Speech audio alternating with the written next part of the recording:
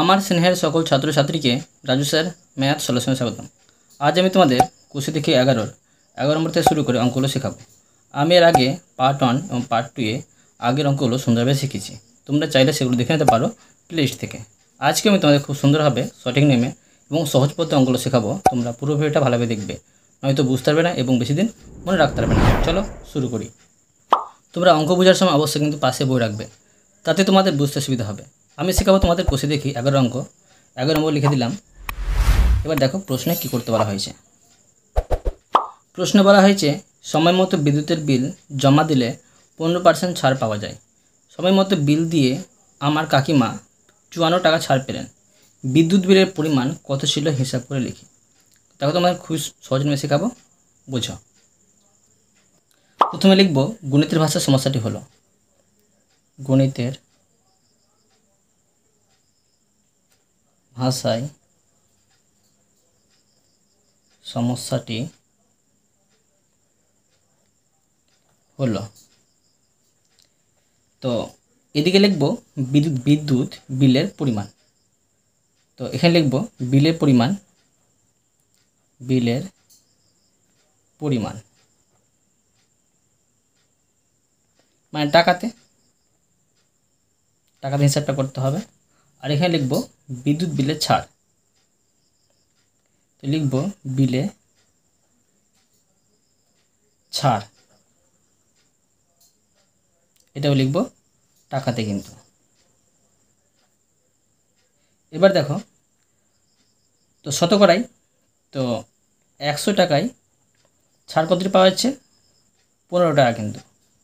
এবার দেখো 54 ছাড় পাওয়া গেছে, তো কত টাকার মধ্যে? এবার দেখো এটা কোন সম্পর্ক? এটা হচ্ছে তোমার সরল সম্পর্ক। দেখো ছাড় কিন্তু তোমার বেশি পাওয়া যাচ্ছে, তো অবশ্যই তোমার বিদ্যুৎ বিলের পরিমাণটা কিন্তু বেশি। তো অতএব লিখে নেব এক্ষেত্রে বিদ্যুৎ বিলে ছাড় ও বিলের পরিমাণ সরল সমানুপাতিক। এবার দেখো এটাকে সাজিয়ে নিব, বিলের পরিমাণটা বের করতে হবে। তো অতএব লিখব বিলের পরিমাণ। দেখো এখানে কি বলেছে যে বিলের পরিমাণটা কিন্তু তোমার সরল সমানুপাতিক বিলের ছাড়ের সাথে। তো প্রথমে লিখে নিচ্ছি 100। সরল সমানুপাতিক হলে কী করতে হয়, যে এটা উপরে এটা নিচে, গুণচিহ্ন দিয়ে 54 হচ্ছে উপরে, নিচে হচ্ছে 15। কাটাটি করে নেব। এখন দেখো এটা 3 দিয়ে করবো, 3 5 15, 3 হচ্ছে 3 18 54। আর এটা দেখো 5 20 100। এখন দেখো এটা গুণ করে নেব। এটা গুণ করলে হবে 360 টাকা। বুঝতে পারলে? বিলের পরিমাণটা বেরিয়ে গেল। এটা আমি তোমাদের সুন্দরভাবে শিখে দিলাম। এরপরে দেখো 12 নম্বর দিয়ে দিলাম। প্রশ্নে কী করতে বলা হয়েছে দেখো। প্রশ্নে বলা হয়েছে চিনির মূল্য 20% বেড়ে গেছে, তাই চিনির মাসিক খরচ অপরিবর্তিত রাখতে চিনির মাসিক ব্যবহারের পরিমাণ শতকরা কত কম করতে হবে হিসাব করে লিখি। মানে দেখো এখানে চিনির মূল্যতে কিন্তু 20% বেড়ে গেছে, তা আমরা কী করব, যে চিনির মাসিক খরচটা আমরা কিন্তু কোনো পরিবর্তন করব না। চিনির মূল্য যতই বাড়ুক, যদি 100 টাকা খরচা করে থাকি মাসে 100 টাকায় খরচা করব, কিন্তু তার জন্য কী করব, যে চিনির পরিমাণটা কিন্তু কমিয়ে দেবো। যে আগে যদি 500 গ্রাম চিনি ব্যবহার করতাম, এখন তার থেকে কম করব, চিনির মূল্য বেড়ে গেছে সেই জন্য, কিন্তু টাকাটা সেম থাকবে। করে দেখাচ্ছি দেখো। তো এইভাবে লিখতে পারি। প্রথমে সাজিয়ে নিচ্ছি, দেখো লিখব ধরি আগে প্রতি মাসে 100 টাকায় 100 একক চিনি ব্যবহার হতো। এবার দেখো এখন চিনির মূল্য 20% বেড়ে গেছে। তো অর্থাৎ বর্তমানে 120 টাকায় 100 একক চিনি পাওয়া যায়। তাই এবার দেখো লিখব গণিতের ভাষায় সমস্যাটি হলো, গণিতের ভাষায় সমস্যাটি হলো, দেখো চিনির পরিমাণটা বের করতে হবে, না কত গ্রাম চিনি আমরা ব্যবহার করছি সেটা বের করতে হবে। এদিকে লিখব চিনির পরিমাণ, চিনির পরিমাণ, আর এখানে লিখব একক,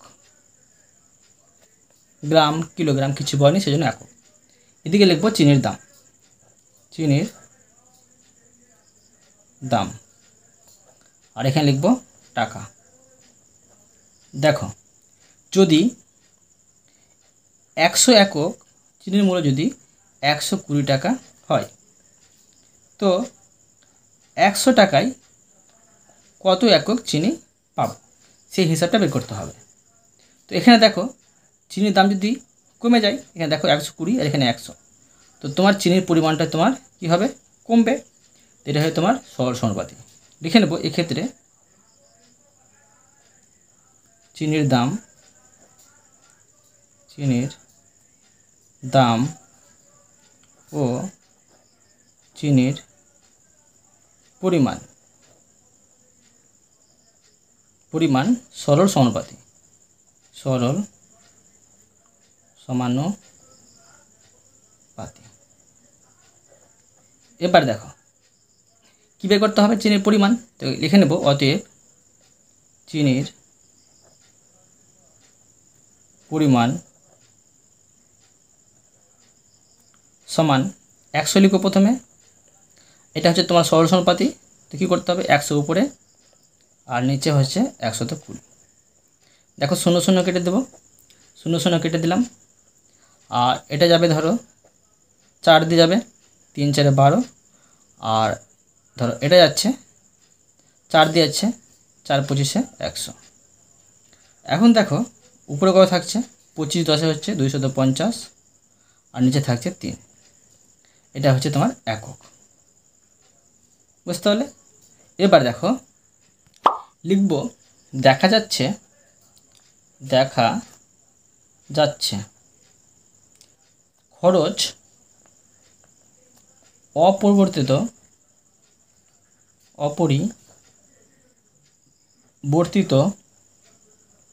রাখতে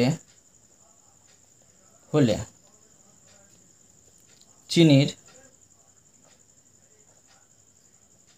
ব্যবহার কমাতে হবে, সমান পূর্বের চিনির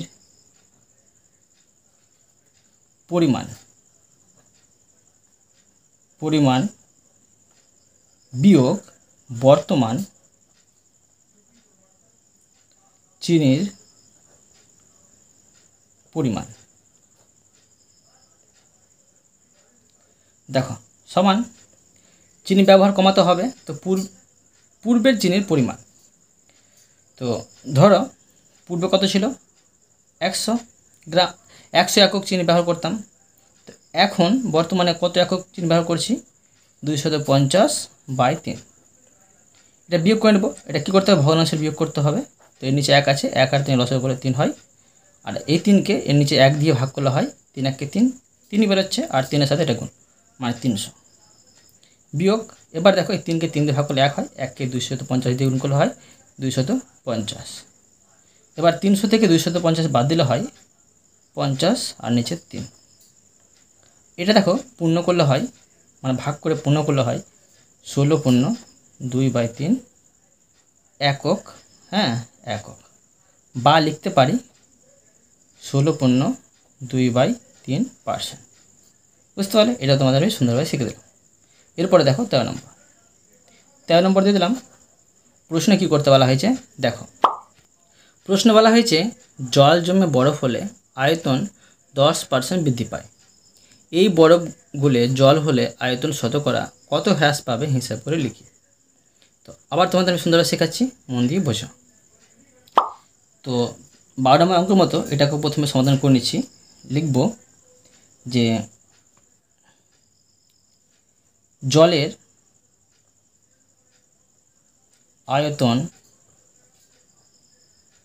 100 ঘন একক হলে তা জমে বরফ হলে কি হয়, যে 10% কিন্তু বেড়ে যায়, মানে 110 ঘন একক হয়। দেখো এক্ষেত্রে কি হবে, তো প্রথমে সাজিয়ে নিচ্ছি। এটা হয় তোমার সরল সমানুপাতি। তো এখানে লিখতে পারি, কী বের করতে হবে, এখানে লিখব জলের আয়তন, জলের আয়তন, আয়তন, আর এখানে লিখতে পারি একক, একক। আর এদিকে দেখো লিখব যে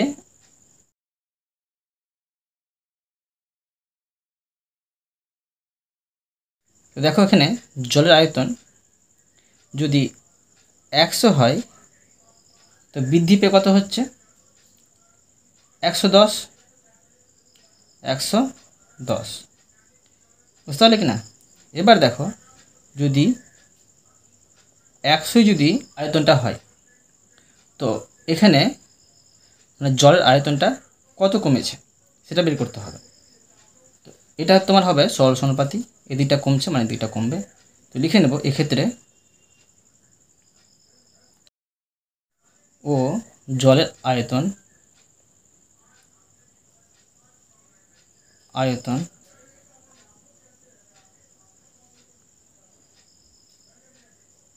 সরল সমানুপাতি, সমানুপাতি সাজিয়ে নেব। অতএব জল আয়তনটা বের করতে হবে, লিখব নির্ণয় জলের আয়তন সমান 100 লিখব, গুণ চিহ্ন দেবো, এটা সরল সমানুপাতি, তো উপরে লিখব 100 আর নিচে লিখব 110, কাটাটি করে নেব। তো 0 0 কেটে দিলাম, আর যাচ্ছে না কাটাটি, উপরে উপরে গুণ করলে হয় 1 1 1, 2টি 0 এখানে 1টি 0, তো 3টি 0, 1000, নিচে হচ্ছে 11। এবার দেখো আবার আগের মতো করব, যে লিখব জলের আয়তন কমেছে, মানে কতটা কমেছে সেটা বের করব। অতএব জলের আয়তন কমেছে সমান, তো দেখো আগে কত ছিল আয়তন, 100 ছিল, 100-র মধ্যে এখন কত কমে হয়েছে 1000/11। বুঝতে পারলে? এটা একক সমান, এটা ভগ্নাংশের বিয়োগ করে নেব, বিয়োগ করলে হবে নিচে 1 আছে, 11 একে লসাগু করলে হয় 11, 11কে 1 দিয়ে ভাগ করলে 11 হয়, আর 11কে 100 দিয়ে গুণ করলে হয় তোমার 1100, বিয়োগ 11কে 11 দিয়ে ভাগ করলে 1 হয়, আর এটা গুণ করলে হয় 1000। এবার 1100 থেকে 1000 বাদ দিলে হয় 100, আর নিচে হয় 11 সমান, এটা ভাগ করলে হবে তোমার, ভাগ করে নেব। তো 9 দিয়ে আছে 9 11 99, আর 1 ভাগ শেষ থাকছে, আর 11 নিচে। এটা হচ্ছে ঘন একক, ঘন একক, বা লিখতে পারি বা 9.1/11%। বুঝতে পারলে? এটা সুন্দরভাবে শিখে দিলাম। এরপরে দেখো 14 নম্বর। 14 নম্বর দিয়ে দিলাম। প্রশ্নে কী করতে বলা হয়েছে দেখো। দেখো প্রশ্নে বলা হয়েছে উৎপল বাবু অধিক ফলনশীল ধান বীজ ব্যবহার করায় ধানের ফলন 55% বৃদ্ধি পেয়েছে, কিন্তু তার জন্য চাষের খরচ 40% বেড়েছে। আগে উৎপলবাবু তার জমিতে 1200 টাকা খরচ করে 3000 টাকা ফলন পেতেন। এখন জমিতে অধিক ফলনশীল ধান বীজ ব্যবহার করায় তার আয় কত পরিমাণ বাড়বে না কমবে হিসাব করে লিখি। এই অঙ্কটা দুটি ধাপে করতে হবে, আমি তোমাদের সুন্দরভাবে বোঝাচ্ছি দেখো। তো প্রথমে লিখব প্রথম ধাপ। প্রথম ধাপ তো লিখব প্রথম ধাপে গণিতের ভাষায় সমস্যাটি হলো গণিতের ভাষায় সমস্যাটি হলো। এদিকে লিখব মানে ব্যবহারের খরচটা কত হবে সেটা এদিকে লিখব, এটা বের করতে হবে সেই জন্য। তো লিখব অধিক ফলনশীল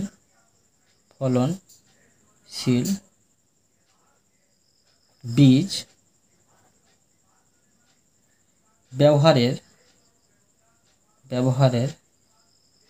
পরের খরচ, এখানে লিখতে পারি টাকা। আর এদিকে লিখব অধিক ফলনশীল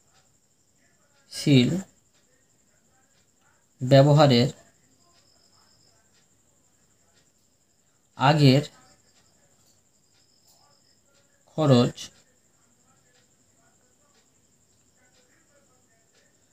এখানে লিখতে পারি টাকা। আর এখানে লিখব বীজ। এবার দেখো আয় কী হয়েছিল যে 140 টাকা কিন্তু তোমার খরচ হচ্ছিল কত টাকার মধ্যে, শতকরাই 100 টাকার মধ্যে। এবার দেখো 1200 টাকা অধিক বীজ ব্যবহারের আগে খরচ হতো 1200 টাকা। তো এখন কত খরচ হবে? এখন খরচটা অবশ্যই বেশি হবে। আগে 100 টাকা এত খরচ হচ্ছিল, এখন 1200 টাকায় কত খরচ হবে সে বের করতে হবে। তো এটা হচ্ছে সরল সমানুপাতি, মানে এদিকটা বাড়লে এদিকটাও বাড়ছে, এদিকটা কমলে এদিকটাও কমছে। তো লিখতে পারি এটা যে এক্ষেত্রে সরল সমানুপাতি। এবার দেখো লিখব দ্বিতীয় ধাপ। আবার লিখতে পারি গণিতের ভাষায় সমস্যাটি হলো গণিতের ভাষায় সমস্যাটি হলো। তো এদিকে লিখব আবার অধিক ফলনশীল বীজ ব্যবহারের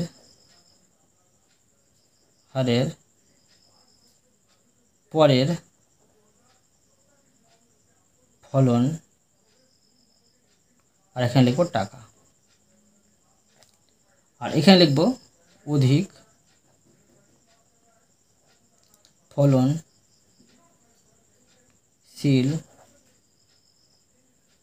বীজ ব্যবহারের আগের ফলন। ঠিক আছে, ওখানে খরচটা প্রথমে বের করেছি আর এখানে ফলনটা বের করছি।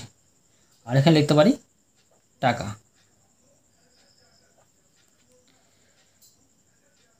তো এদিকে দেখো লিখতে পারি 100 টাকা যদি আগে হতো ফলনের খরচটা, তো এখন দেখো কত হচ্ছে 155। আর এখন যদি 3000 টাকা হয়, তো আগে যদি এটা হয় তো পরে কত হবে সেটা বের করতে হবে। অবশ্যই এটাও দেখো, এটা যদি বাড়ে এটাও বাড়বে, এটা কমলে এটাও কমবে। এটা হচ্ছে সরল সমানুপাতি। তো লিখে নেব, অতএব এক্ষেত্রে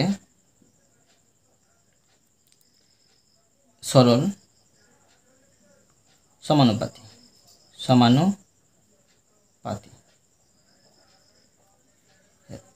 তো এবার দেখো এটা সাজিয়ে নেব। অতএব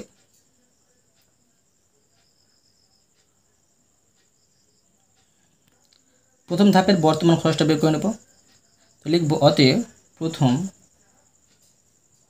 ধাপে বর্তমান খরচ সমান, তো দেখো 140 টাকা হয়েছিল, আর এটা সরল সমানুপাতি, তো উপর লিখব 1200। দেখো 1200 ছিল, 1200 আর নিচে লিখব 100। এই শূন্য কেটে দিলাম, আবার এই শূন্য ধরো কেটে দিলাম। ঠিক আছে, এখন 12 থাকছে, 140 থাকছে। 12 আর 140 গুণ করলে হয় 1680 টাকা। তাহলে এবার দেখো লিখব দ্বিতীয় ধাপে, বর্তমান ফলন সমান 155 হচ্ছিল বর্তমান ফলন, গুণচিহ্নটা সরল সমানুপাতি, সেই জন্য উপর লিখব 3000 আর নিচে লিখব 100। এই দুটো শূন্য কেটে দিলাম, থাকছে 30 আর এখানে 155। এটা গুণ করলে হয় 4650 টাকা। এবার বের করব যে আগে আয় হতো, অতএব আগে আয় হতো সমান, তো দেখো 3000 থেকে কত বাদ দেব, 1200 টাকা কিন্তু বাদ দিয়ে দেবো। 1200 বাদ কত থাকছে 100, এই 1800 টাকা। আগে কিন্তু আয় হতো, তো বর্তমানে কত আয় হচ্ছে সেটা বের করছি। দেখো, অতএব বর্তমানে আয় হতো বা হয়, হয়। তো কি পাচ্ছি দেখো, 4650, এটা তোমার কিন্তু ফলনের, আর খরচ এটা দেখো খরচটা কত হয়েছিল এটা বের করব, বিয়োগ করে দেবো 1680, এটা বিয়োগ করলে তোমার হয় 2970 টাকা। তো আগেটা দেখো এত টাকা আয় হয়েছিল, আর বর্তমান হচ্ছে এত টাকা। অবশ্যই আয়টা তোমার বৃদ্ধি পেয়েছে, তো লিখে নেব, অতএব অধিক ফলনশীল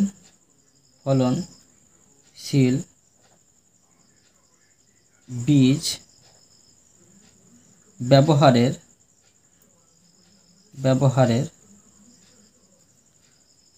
আয় বাড়বে সমান কত, 2970 থেকে 1800 টাকাটা বাদ দিতে হবে, সমান 1170 টাকা। বুঝতে পারলে? তো আজকে আমি তোমাদের এই পর্যন্ত অঙ্ক শেখালাম, বাকি অঙ্কগুলো পরে ভিডিওতে নিয়ে আসবো। আশা করি তোমরা প্রতিটি অঙ্ক ভালোভাবে বুঝতে পেরেছো। তবুও কোথাও যদি বুঝতে না পেরে থাকো আমাকে কমেন্ট বক্সে জানাবে, আমি তার জন্য ভিডিও নিয়ে আসবো বা অ্যান্সার দেওয়ার চেষ্টা করবো। আর অবশ্যই তোমরা এই ভিডিওতে লাইক করে দেবে এবং পরবর্তী অঙ্কের জন্য চ্যানেলটিকে সাবস্ক্রাইব করে নেবে। ধন্যবাদ।